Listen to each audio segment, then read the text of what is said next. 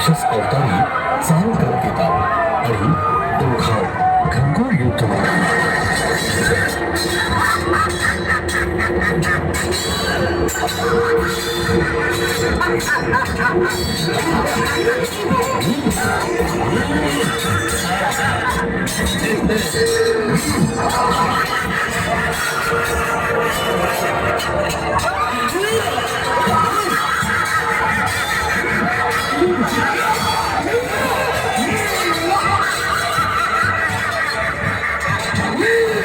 या युद्धात दुशान राक्षस सर्व जनतेचे हाल करतो, त्यांना मारतो.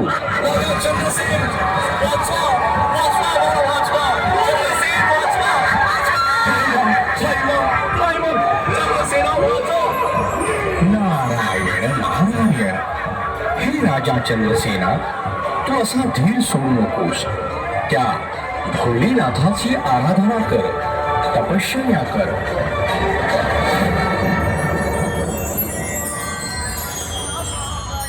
हे भोलेनाथा, वाचवा, या दुष्टापासून आमची रक्षा करा.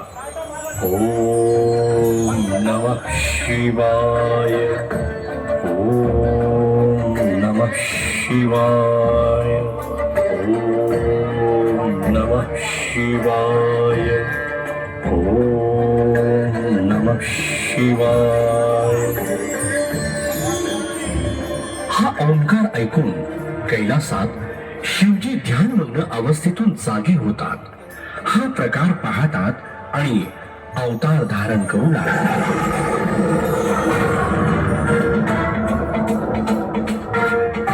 जटाटवी गलज्जल प्रवाह पावितस्थले कलेवलम्ब्य लम्बितां भुजङ्गलिङ्गमालिकामड्डमड्डमन्निनादवड्डमर्वयुं चकार चण्डताण्डवं तनोतु नः शिव शिव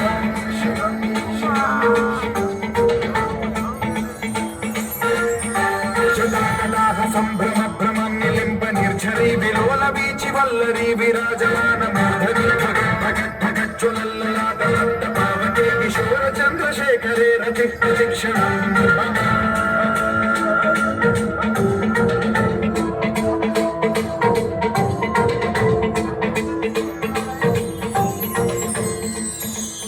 शिव तांडव होत असतानाच भगवान शिव महाभयंकर प्रलयकारी अशा महाकाल रूपात प्रकट होता.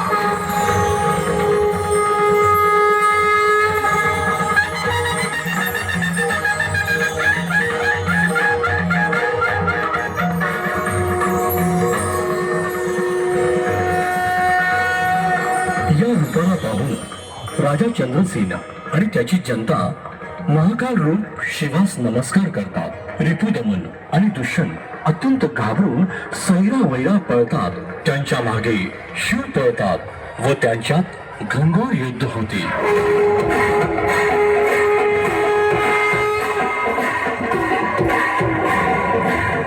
शिवा महादेव शिवा.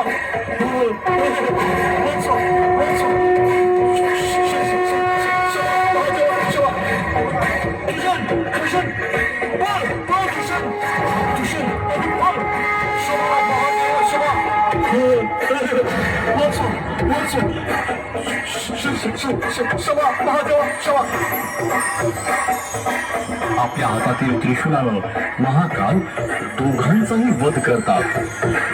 शिवा महादेव शिवा.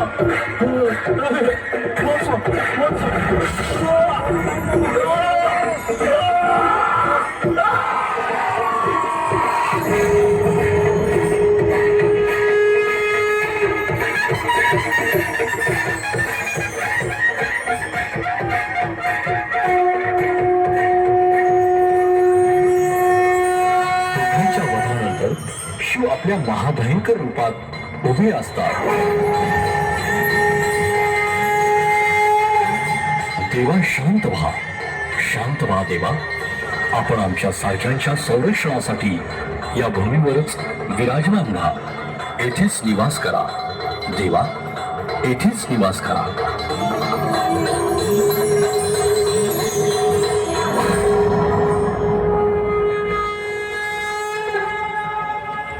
भक्ता, तुझ्या आणि सर्व मानव जातीच्या संरक्षणार्थ मी महाकाल रूपानं सदैव येथेच वास करीत राहील.